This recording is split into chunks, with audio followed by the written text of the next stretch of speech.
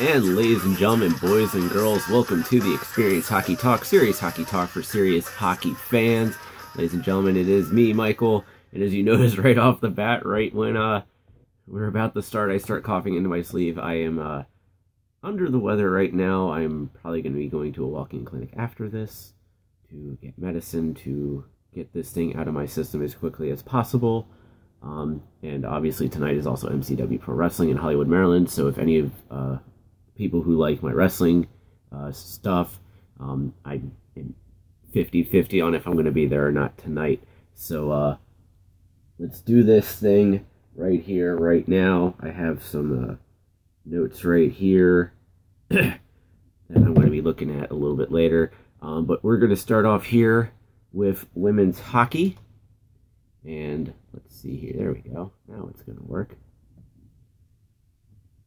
We're going to start off with some women's hockey, and we're going to start off with NWHL first, go to Olympic women's hockey, and then go back to the NWHL. And so what we're going to do here is go over last week's games in the NWHL. First matchup that we had was the Buffalo Beauts versus the Boston Pride at Warrior Ice Arena in Boston, Massachusetts. And in this matchup, it actually saw the Buffalo Beauts continue their hot streak since being purchased by the Pagulas. Hello, Dixon. Good morning to you. Hope you shared everything. And of course, if everyone's noticing, I'm looking off the distance for anyone who's newly watching the show. I have the Twitch stream up on my television screen so I can see the chat with everybody. So if you have questions, please feel free to ask. Dixon and our good friend Shaggy will occasionally drop good information. There's Shaggy right there. Hey, Shaggy, keep an eye out for the Txht tweet at 11:30 this morning. I think you might like it.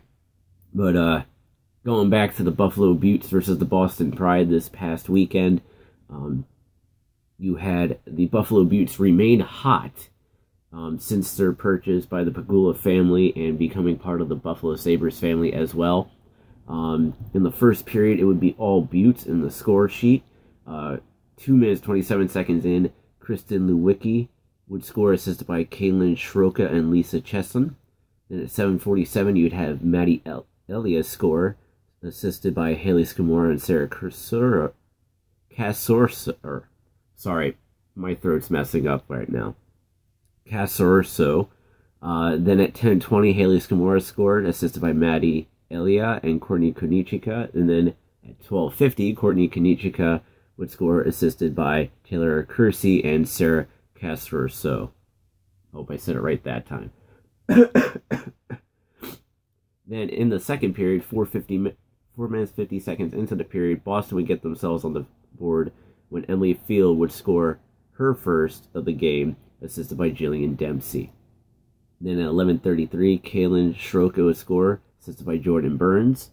And then Jillian Dempsey would score at 19:02, assisted by Emily Field and Corey Stearns. And then at 16:12 for the Beauts, Rebecca Vint would score on the power play, assisted by Jess Jones. The Buffalo Beauts would go on to win 6-2 over the Boston Pride. And I believe now that for the Buffalo Beauts, now they have gone 7-0 since being purchased by the Pagula family.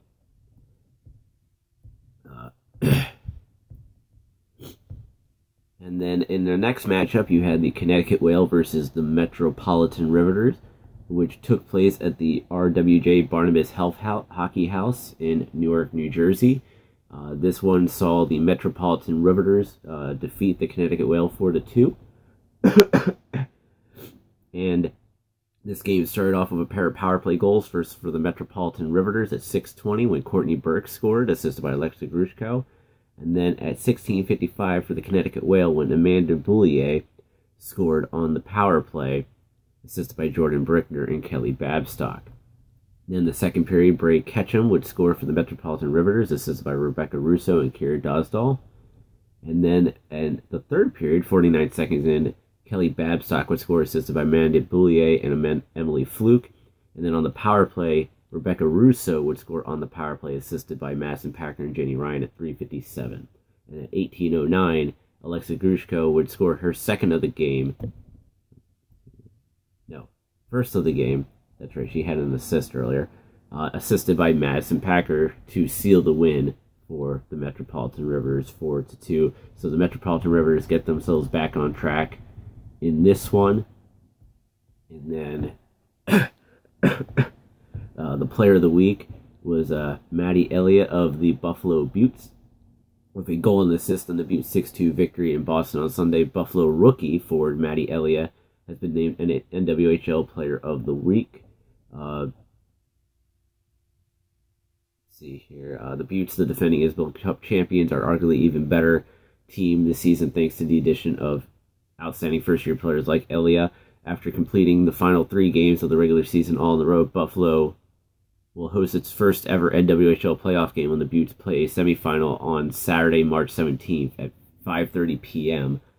At the Harbor Center.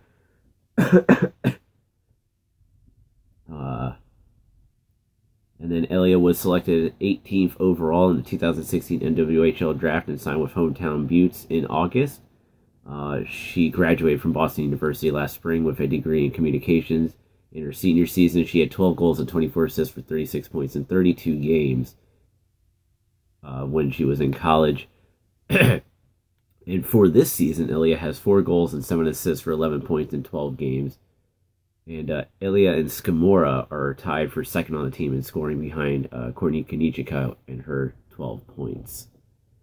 And I will come back to NWHL a little bit because obviously the big thing that really happened this week, a couple nights ago, was the U.S. Women's Olympic Hockey Team winning gold medal for the first time since 1998. So 20 years later, the women have won. They defeated Canada in the gold medal game in the shootout. When Jocelyn Lemoreau scored. Everyone says that she pulled the Matt Hendricks to get the goaltender out of position and discombobulate them to get the game-winning goal. And it has been announced. Where is it?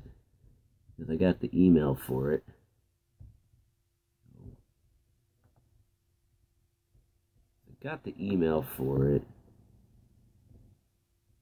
There we go. The gold medal-winning U.S. Olympic Hockey women's ice hockey team to be honored at the 2018 Coors Light NHL Stadium Series, which Txht will not be at because we were denied press credentials. So during the second intermission, salute to all 23 members of the team that delivered the U.S. its second gold medal in women's Olympic ice hockey history will be presented by Dunkin' Donuts, which is a proud sponsor of not just the NHL and USA Hockey, but also the National Women's Hockey League.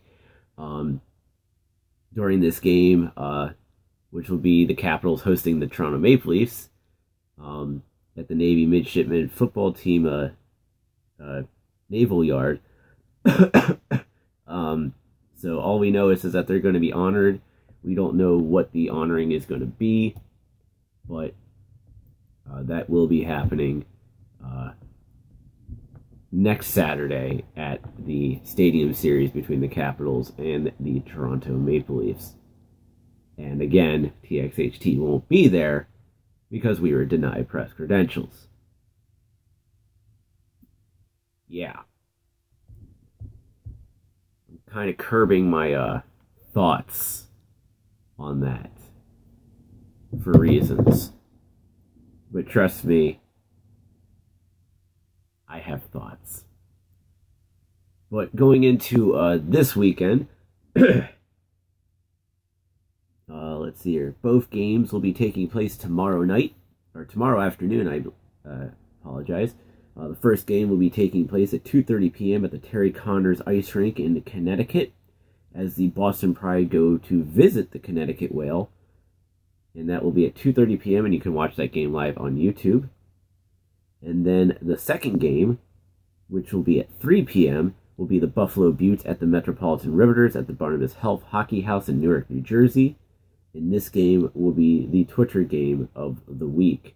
So that'll be at 3 p.m. The Buffalo Beauts versus the Metropolitan Riveters. And I like how on Twitter, I'm on Twitter right now, it has it. Let's see if I can work this. I always have trouble doing this. You can't see the text, but if you look at the tweet, it actually says Buffalo versus New York. So, but yeah. I can get through this show. I promise I can. That's why I have root beer.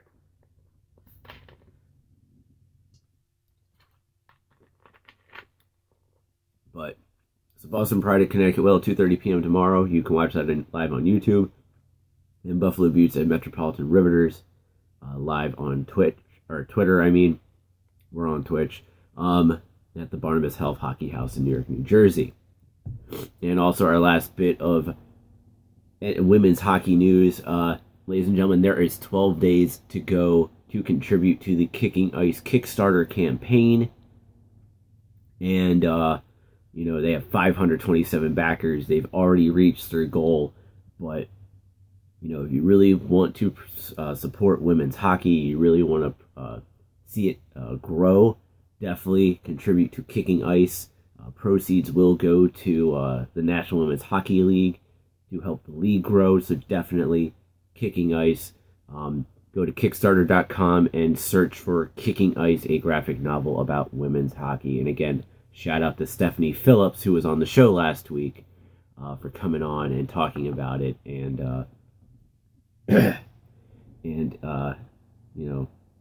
talking about it and talking about her hockey love for the game of hockey. Great person, and I can't wait to read that when it comes out. I could talk about the Caps. I mean, I got the notes right here, but their game against Tampa Bay was a dumpster fire. So I'm not going to talk about that. And then their game against Florida, I thought the Cavs played good against Florida, and I'm going to be really clear about this right here, because I know a lot of people were upset that the Capitals lost to Florida, and and they gave up the lead in the final minutes of the game, and eventually lost in the final minutes of the game as well. But there's something that needs to be said, though. This is a game that I'm okay with the Caps losing. This was a game that had a powerful impact on the community of the Florida Panthers because of what happened at Parkland, in Parkland, which is where a lot of the players live for the Florida Panthers. And for those who don't know, Shane Gostisbehere went to that high school that had the shooting back on Valentine's Day. So there's a massive, seeing Roberto Luongo's speech before the game, the fact that he was able to even play the game after doing that speech, especially with how emotional it was, is a testament to the man. And, and honestly, it's games like that you just look at it and go, yeah, your team lost, which our team did. But you go, this game goes so much more than just 2 points. It's about helping a community heal. And the Florida Panthers winning was perfectly fine by me because the community needed it to raise their spirits. And I think, that was, and first off, I'm not saying the Capitals tanked the game so the Panthers could win. I don't say that at all. They had their breakdowns, and that's why they lost. Let's be honest. But seeing Florida win that game, it felt right. It really did, especially the fact that was the first home game since the school shooting. And you can also look at it the same way, when Vegas had their first home game, which was immediately after, the Vegas shootings at that country concert. And, they do the ceremony that they do. They go out and they play with so much energy and passion, and it really ignites the community, and it gives the community something to grab to turn the negativity around for them. And just like when Vegas did it back in October and Florida doing it the other night, I think it really does help the community very well. And like I said, and I'm saying this as a Caps fan, sucks that the Caps lost, but at the same time, I'm really happy for what it's doing for the Florida community, especially in Parkland, in Broward County. So definitely my hat's off to the Florida Panthers and the organization for what they're doing for the community, because everything that they did that day on Thursday to help the community was top notch. It really was. Blood drives before and during the game, Luongo's speech, Randy Mueller, his speech, the singing "God Bless America," the national anthem being sung, the high school hockey teams, both JV and varsity, being there from the from the high school. So it's like what Florida did, what the Panthers did, that was definitely top notch. And I know we as a group, and I'm talking about Dixon and we kind of ragged on hockey in Florida, and why do we have two teams down there? But this is one of those instances where you go, this was right. This felt really right. So, ramblings of a sick person, and I'm not talking about sick in the head. I'm talking about sick in here. So yeah, that's. I'm not gonna try to break down the Caps games. We all know that the Caps game against the Lightning was a dumpster fire, and and then we all saw the breakdowns by the other night, and that cost them the game. But again, I'm okay with Florida winning that game. They needed to win that game. That was a game that they needed for the community. And so with that, we're just gonna hop right into NHL News and Notes.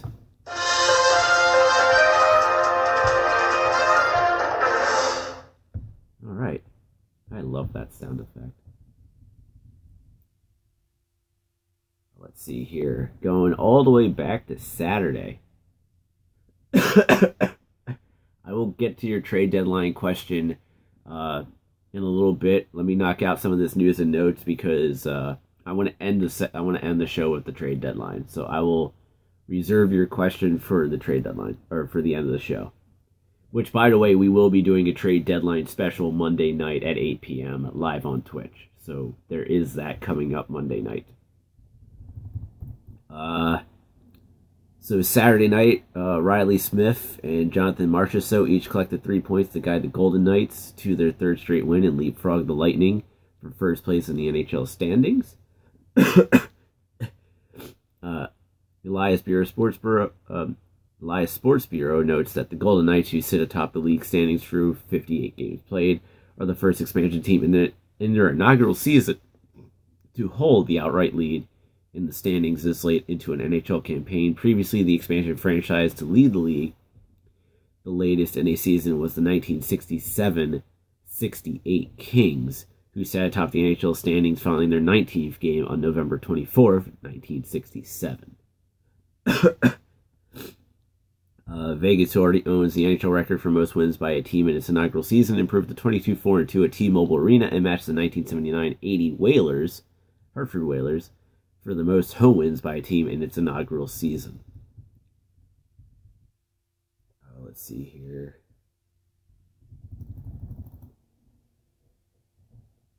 I'm going to move on from Saturday because there was an incident that took place in Chicago, and I want to take some time on this. As we all know, when the Washington Capitals took on the Chicago Blackhawks, Devontae Smith-Pelly was targeted for racial taunts or targeted with racial taunts by Chicago Blackhawk fans. Um, uh, During Chicago's Hockey is for Everyone night game, which makes it even a hell of a lot more ironic that this even was allowed to happen. But the United Center and the Blackhawks have banned those four fans. The league, the Washington Capitals, and the Chicago Blackhawks all condemned what happened that night. And, you know, this isn't just a race issue. This is just a common sense issue that needs to be discussed amongst the fans.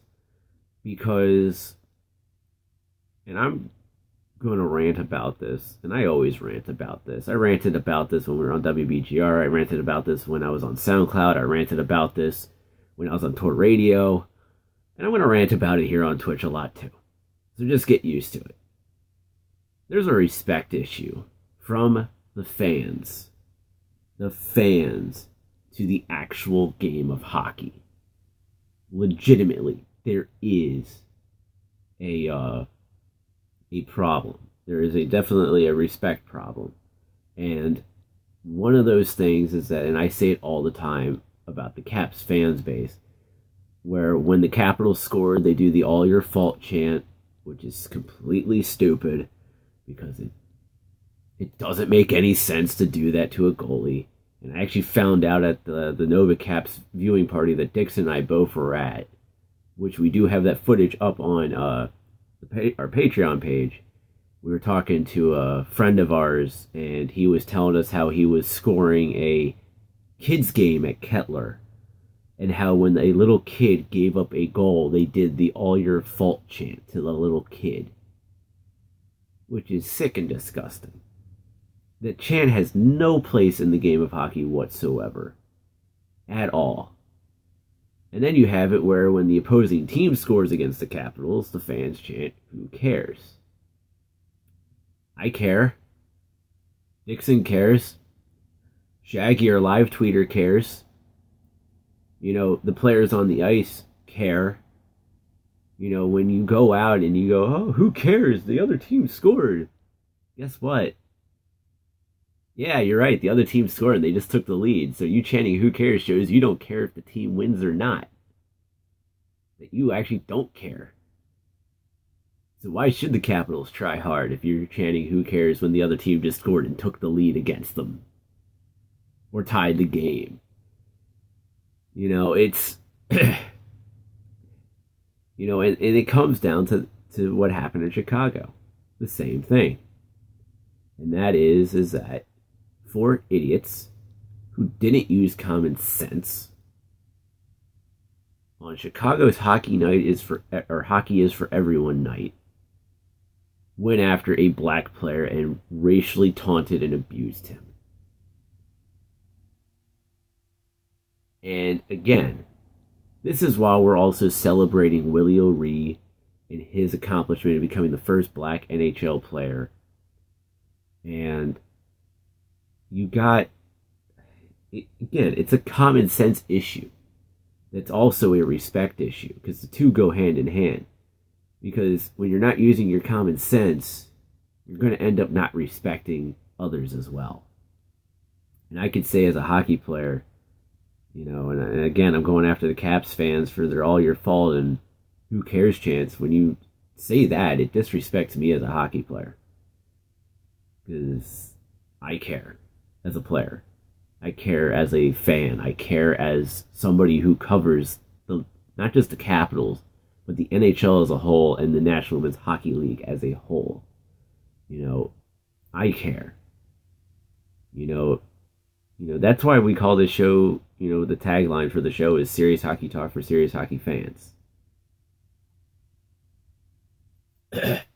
Sorry for this tangent, but, you know, kind of need it. But, yeah, we, you know, people need to start using common sense. I'm glad those four fans have been banned from going to Blackhawk games. I hope it's permanent.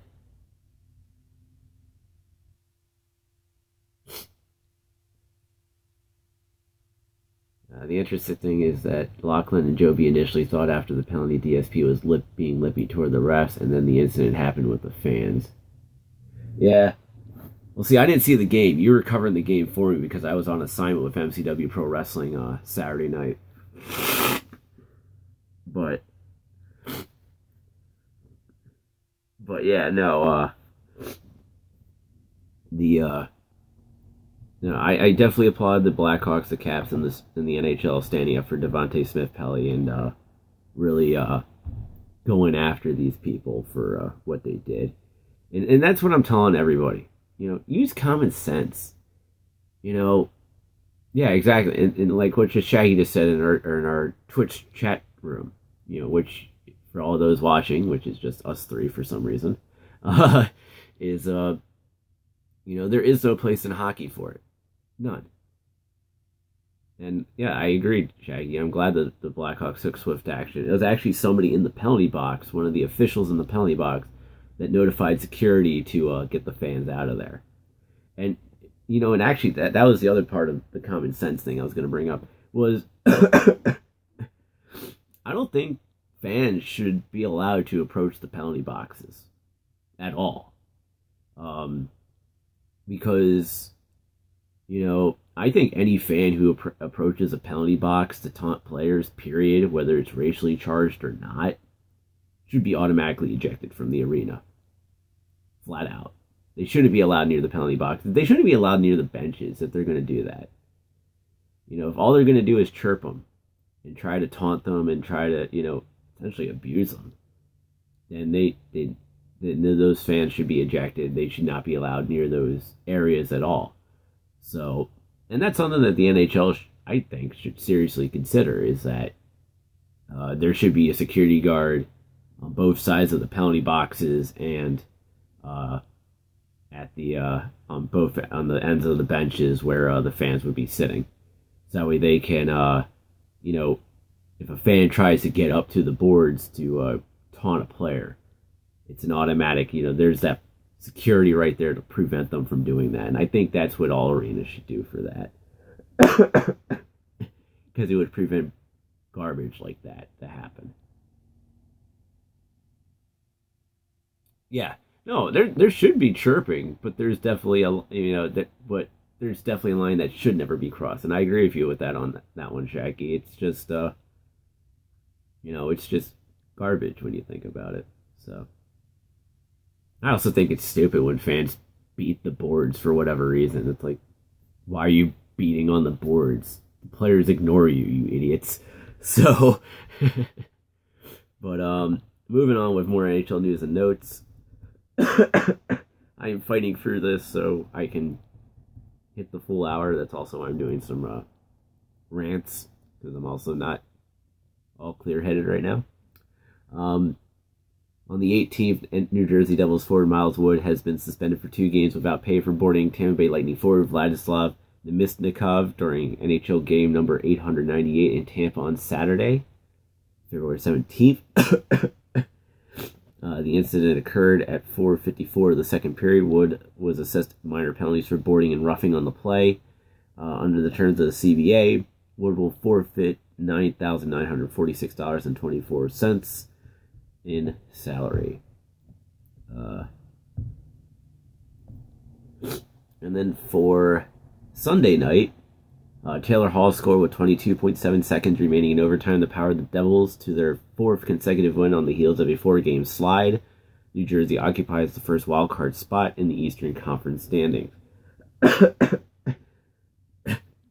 Hall extended his point streak to 11 games and has recorded at least 1 point in 18 consecutive appearances dating to January 2nd, the longest such run in Devils franchise history. And Nico Hischier, the first overall selection in the 2017 NHL Draft, scored for the 4th consecutive game. Hischier became the 5th rookie in Devils history to score at least 1 goal in 4 more consecutive team games. Claude Giroux and Travis Konechny each posted 1 goal, 2 assists for 3 points as the Flyers erupted for 7 goals to extend their point streak to 8 games. Philadelphia is 3rd in the Metropolitan Division standings, 3 points back of Washington for 2nd place. Giroux scored his 200th career goal and is tied for third in the NHL with 20 goals, 49 assists, and 69 points this season. Konechny, meanwhile, has 15 goals, 19 assists for 34 points, and he eclipsed the goal, assists, and points total from his 2016-17 rookie campaign. Connor McDavid scored his third hat-trick of the season, fourth career, to help the Oilers snap the Avalanche's home win streak at 10 games. Colorado's 10-game run was tied for the longest home win streak in franchise history, a mark set by the Quebec Nordiques in 1983-84 and matched in 1994-95.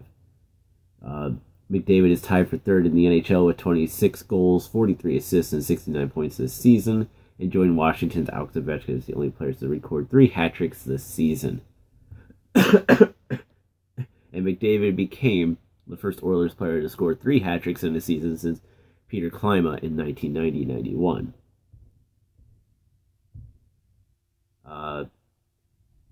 Real fast, the 3 stars of the week were third star Mike Scheifele, center of the Winnipeg Jets, second star Antti Raanta, goalie of the Arizona Coyotes, and first star Nico Hischier, center of the New Jersey Devils.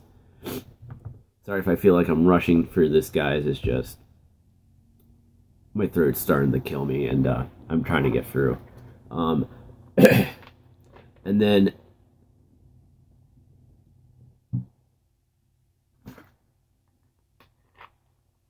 and yes, the root beer really does help me. And then the Washington Capitals on the 19th made a trade. Defenseman Michael Kempny was traded to the Washington Capitals on Monday by the Chicago Blackhawks for a conditional third-round pick in 2018 NHL Draft. Kempny, an undrafted free agent who agreed to terms on a 1-year contract with the Blackhawks on May of 2016, has 15 points, 3 goals, 12 assists in 81 NHL games. He has 7 points, 1 goal, 6 assists, and is a plus 13 in 31 games this season. Chicago received the higher Washington's own third-round draft choice over the third-round pick of the Toronto Maple Leafs. Washington acquired the Toronto draft pick from the New Jersey Devils as part of the Marcus Johansson trade on July 2nd, 2017. I kind of like this trade. Kempny, he's young. He's in the last year of a deal. He brings depth to the team. So I like the idea of having Michael Kempny. I think Kempny will be great on a third pair, especially with what's his name, Brooks Orpik. I think the two of them will actually go well together. I was kind of shocked that it's not going to be in my notes here, so I'm going to bring it up now.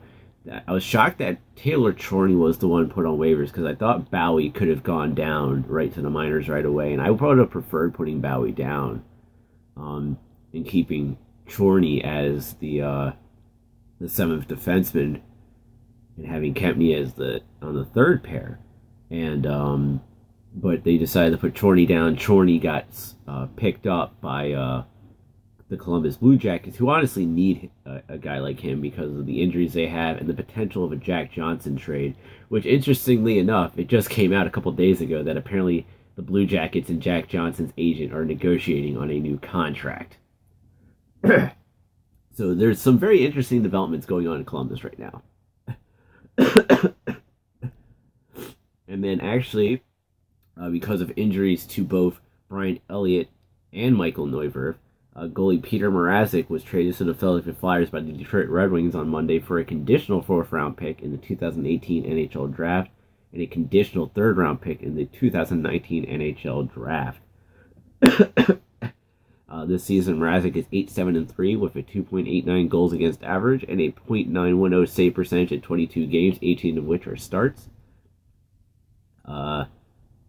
Neuvirth sustained a lower body injury during the first period of a 7-4 win at the New York Rangers on Sunday. He will be out 4 to 6 weeks, and of course, Brian Elliott had surgery to repair a core muscle injury and would be out 5 to 6 weeks. So that's at least 4 weeks combined, without a top goaltender. Let's see here. Let's see if they have anything on the conditions of the picks.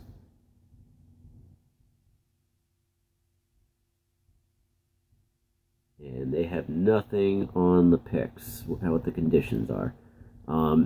Both Elliott and Neuvirth are signed for next season, and the Flyers are also very high on goaltending prospects Carter Hart, who plays for Everett in the Western Hockey League, and Felix Sandstrom, who is with HV71 in the Swedish Hockey League. Carter Hart also was part of Team Canada World Juniors and won World Juniors as well.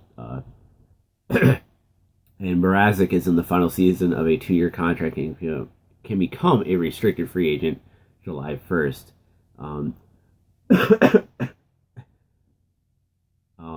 So that's actually kind of interesting, especially the fact that Mrazek is going to be a restricted free agent, and you have 2 top goaltenders who are already under contract going into next season.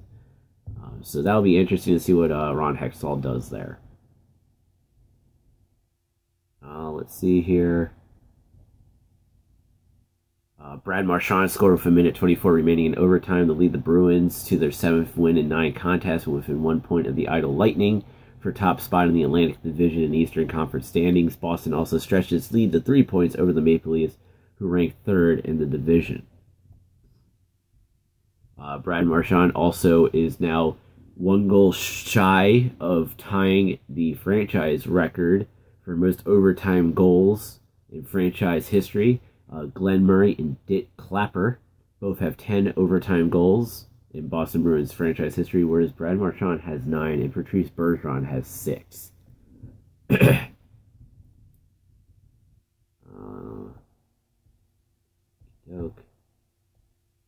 And then in another trade, the New York Rangers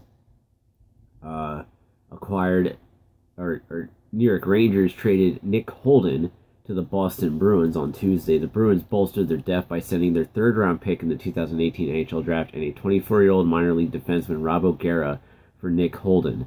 Let's see here. And Holden will become an unrestricted free agent at the end of this year, so he will be completely a rental for the Boston Bruins. One of the interesting things is that some of these trades that the Rangers are doing, there's a lot of rumors that like some of these guys who are being traded, like Grabner and Rick Nash, who hasn't been traded yet, are just going to turn around and re-sign with the New York Rangers during free agency. So, for the Philadelphia Flyers, it actually keeps getting worse for them. Philadelphia Flyers forward Wayne Simmons will be out 2 to 3 weeks with an upper body injury. Simmons was also injured during the 7-4 win against the New York Rangers on Sunday. Simmons has 37 points, 20 goals, and 17 assists, including 4 game-winning goals in 59 games this season. So in one game, you lose 2 key players, one being Wayne Simmons on offense, and then Michael Neuvirth between the pipes. Let's see here. I'm actually going to skip that.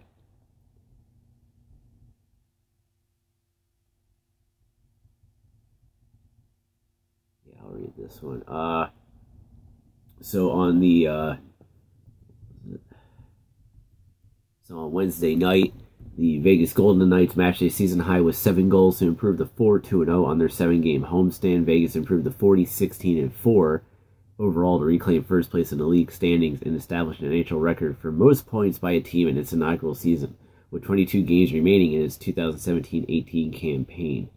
The Golden Knights also improved to 23-5-2 at T-Mobile Arena to establish an NHL record for most home wins by a team in its inaugural season.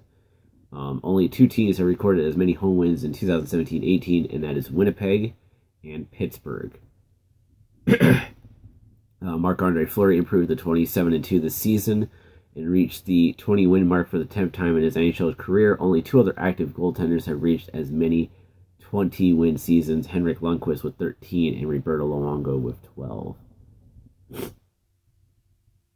Ryan Miller turned aside all 41 shots he faced to help the Ducks extend their win streak to a season-high 4 games. Anaheim moved into 3rd place in the Pacific Division standings, 1 point behind San Jose for 2nd place. Miller made at least 40 saves in a shutout for the 3rd time in his NHL career. The 2 other instances occurred when he was a member of the Sabres in February 29, 2012, ironically against Anaheim, and December 19, 2008 versus Los Angeles Kings. Let's see. Good.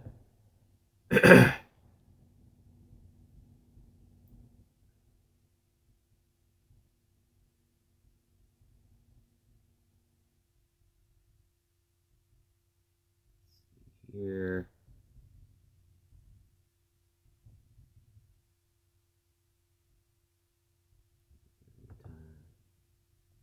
All right, and then in another trade, you have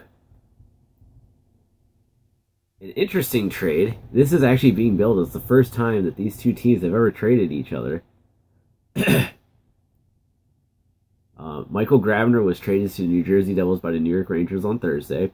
It is the first trade made between the Metropolitan Division rivals since New Jersey entered the NHL in 1982-83 when they moved from, I believe, Colorado or Kansas City, one of the two. I don't have the full details on that. Michael Grabner, who will become an unrestricted free agent on July 1, New York will receive defenseman prospect Yegor Rykov and a second-round pick in the 2018 NHL draft. So there you have it for that. For that trade.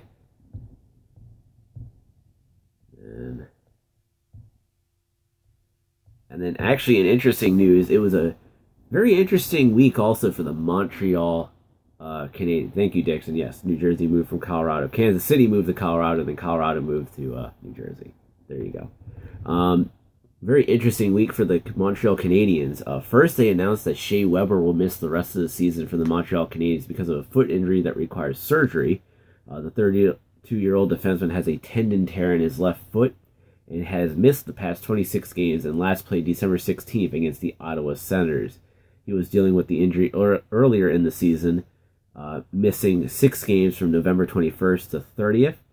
Weber was shut down from skating earlier this week, and Coach Claude Julien said he wouldn't return to the lineup until he was 100%. And then the other thing is that they also announced that Carey Price is going to be out out of the lineup due to a concussion. So you just lost your top goaltender, and you lost your number one defenseman in Shea Weber. So definitely bad times right now in Montreal.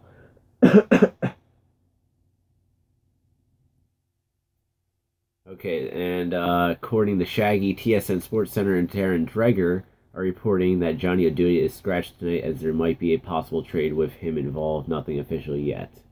Good to know. It's also why the Rangers haven't been playing Rick Nash, because they want to make sure he stays healthy so that way they can trade him.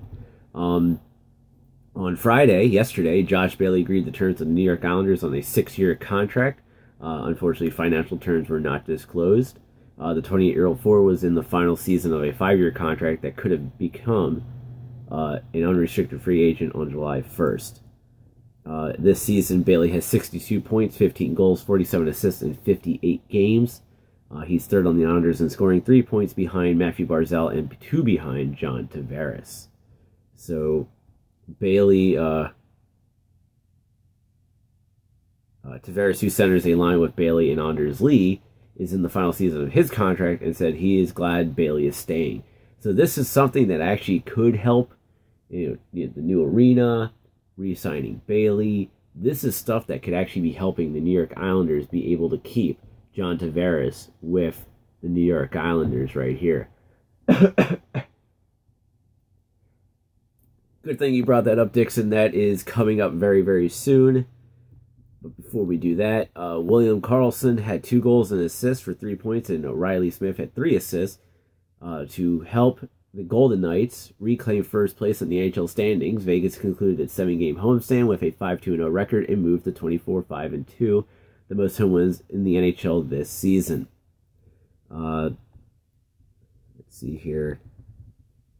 Evgeny Malkin, Phil Kessel, and Sidney Crosby, who rank 2nd, 7th, and 11th in league scoring respectively, each found the score sheet to help the Penguins extend their point streak to 8 games. That includes 6 straight victories, the longest active win streak in the NHL.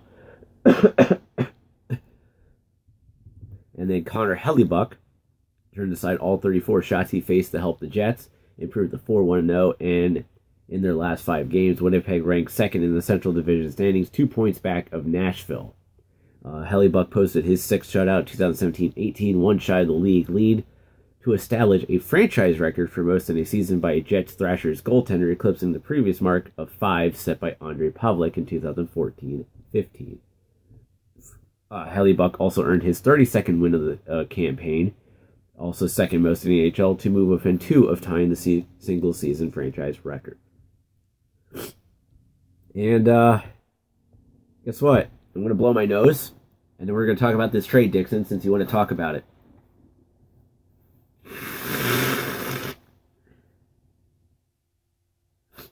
I am so sorry I'm doing this on the air live, but the show must go on.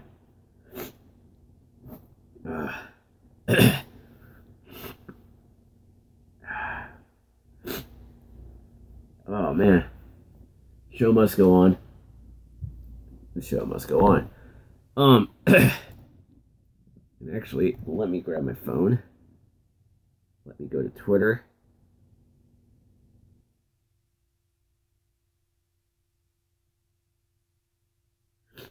Where is Bob McKenzie? Bob had the best breakdown of this trade. Where is it? Okay, let's see here.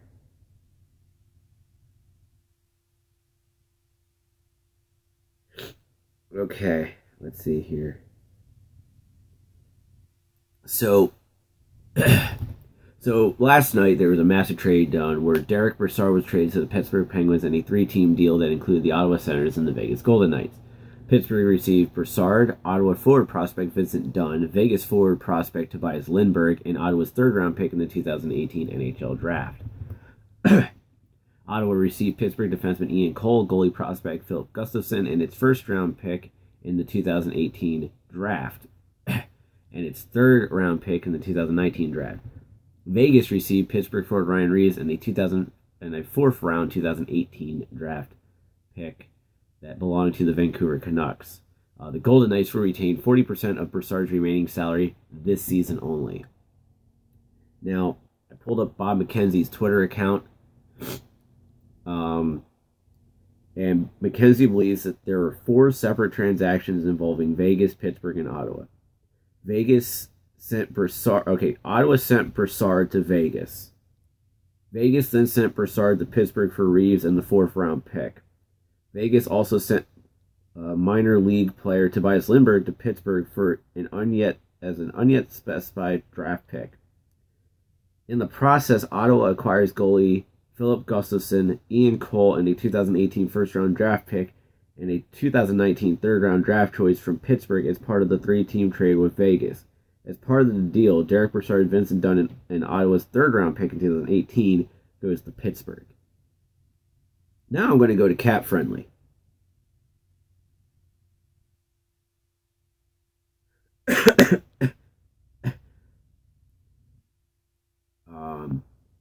Because Cap Friendly has it broken down beautifully. So to the Senators, 2018 first-round pick, Pittsburgh's. 2019 third-round pick, Pittsburgh's. Philip Gustafson, Ian Cole. To the Penguins, Derek Brassard, Vincent Dunn, 2018 third-round pick from Ottawa, and Tobias Lindbergh. To the Golden Knights, Ryan Reeves, a 2018 fourth-round pick from Vancouver, and Vegas retains 40% of this season's salary of Derek Brassard. And if I was Vegas, I would ask for a hell of a lot more to have to retain salary. Just saying. All that to help the Penguins? I don't think so. So there is that. And then also, in another trade, which I didn't talk about, is the Washington Capitals sent a 5th-round pick, I believe next year's, to the Montreal Canadiens for Jacob Jarabek. Jarabek, who was acquired earlier in the week, I think he was acquired the same day that Taylor Chorney was claimed off of waivers by the Columbus Blue Jackets. Very interesting thing about Jarabek is that it's been highly reported a lot that the Montreal Canadiens really like him and want to keep him, but yet he ended up getting traded by the Canadiens to the Washington Capitals. Obviously, Jarabek and Kempny, bring a lot of depth to the Capitals now, which is what they needed. I see Jarabek and I know from what McClellan has said that he sees Kempney probably being top 4 defense. I can kind of see that. And then Jarabek, I can see him maybe being the 7th defenseman, the one that rotates with maybe Christian Jews. And I know a lot of people have a bug up their butt about Brooks Orpik, but the fact is that Brooks Orpik is a guy you need. It was talked about when the Caps were playing the Tampa Bay Lightning about how Dan Girardi has been an important piece. Yeah, I agree with Shaggy. The Capitals should have sent Bowie down because he's waiver exempt. It makes sense. And Bowie will be sent down now that we also have Jarrett back. So, just throwing that out there. But Dan Girardi of the Tampa Bay Lightning, they view him as like, well, look at what Hedman does. Look at what Anton Strawman and Victor Hedman and Andre Schuster do on defense for them. But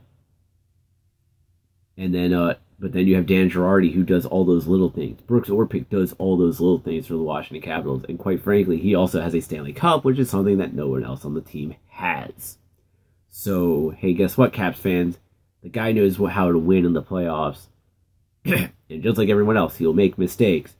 But Brooks Orpik is a valued member of the team. He is somebody that Christian Jews and Madison Bowie are looking up to in that locker room because of his veteran experience and leadership on the team. So, I like the trades of Jarabek and Kempney. I think they'll add definitely really good depth for the Washington Capitals. Now, Shaggy, I agree with you in regards to, what's this? Maple Leafs forward Austin Matthews is expected to miss at least 10 days with shoulder injury. We already knew about that. I definitely agree. Madison Bowie should be sent down to Hershey. He is waiver exempt, so you don't have to risk losing Madison Bowie. And then I bring him back up for the playoffs if Hershey's not in. Possible Carlson trade? No. And I wouldn't trade John Carlson for Erik Karlsson either. And yes, Brooks Orpik is a great locker room guy to have. And you need that. Interesting that you bring up John Carlson. In the latest 31 Thoughts by Elliot Friedman, he did mention that the Washington Capitals and John Carlson are both very comfortable not talking about a new contract until the offseason. And the biggest example is, with last summer with Steven Stamkos and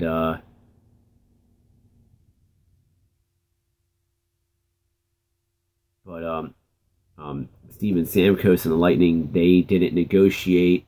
They didn't negotiate really with Stamkos until the offseason, and they were able to make a deal before, I believe, free agency took place. So, and I could see the Caps and John Carlson doing that too. I mean, plus the Capitals need to see what the salary cap's going to be. They need to see, what the type of, what their cap situation could be like, depending on what the cap will be. So yeah. Although it could hurt the forwards for someone else at Hershey, send Vrana down, or is that too insane? To be honest, I'm going to get a lot of flack on this one. If there's any player that the Capitals should trade off the roster, it's probably going to be, in my opinion, it should be Vrana. I'm not high on Jacob Vrana at all. He is like zero chemistry with the top 6. And I disagree with that. It might damage his psyche, Shaggy. And the reason I disagree is because sometimes, scratching a guy, it doesn't get into his head. It doesn't get it through. But sometimes you got to set him down and just say, hey, get your game back together in Hershey, and then we'll bring you back. I also don't agree with the rumors that they'll trade Burakovsky. I would trade Vrana over Burakovsky because I see more plus side in Bura than I do in Vrana. And that's just me personally, especially now that Burakovsky is finally... I think Burakovsky is now finally getting his legs under him. For some reason, the first half of this, or first 3/4 of the season, something wasn't registering for him, but now it is, and I think he's finally got it, and he's doing great because of it. So I think the Caps keep Burakovsky. If I were the trade one, it would be Vrana. Especially the fact that, I would, if you can, I would try to get some prospects out of Vrana, because some team's going to be dumb enough to do it at the trade deadline, because they always overtrade on this upcoming deadline that's coming up. But now, Shaggy, you asked me a question a lot earlier, and before I went into news and notes, if the Capitals do any more trades going into the deadline, and my answer to that is it depends. It depends on what could they be looking for, what do they need to do. Could a player be coming off the roster to shake up this team and wake him up? Again, my pick would be Vrana. But, it really depends on what they're looking at and what they're trying to figure out and trying to do. So, I don't know.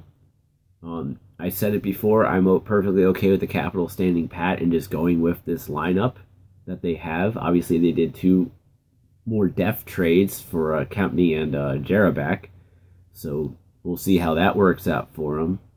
But, let's give it time. Let's see what happens. And I'm okay if they stay in pat. If they don't, fine. They don't. But, yeah. All right, so we're near the end of the show. My throat hurts. So with that, ladies and gentlemen, thank you for watching the Experience Hockey Talk for Serious Hockey fans. We'll be back Monday night at 8 p.m. for our NHL trade deadline special. And I'm working on the guests right now. I have no one confirmed yet, but I'm working on it right now. And obviously, tell your friends. Follow us on here on Twitch at twitch.tv/TXHDHockey. Twitter at TXHD_hockey. Facebook, like us on there at facebook.com/TXHDHockey. And of course, join our Patreon community at patreon.com/TXHD_hockey. Please note we aren't doing the Patreon exclusive content until our community gets bigger, because for how small our community is right now, it is not feasible for me to be creating and spending all the time laboring on creating Patreon exclusive content when it's very hard on me to try to do that.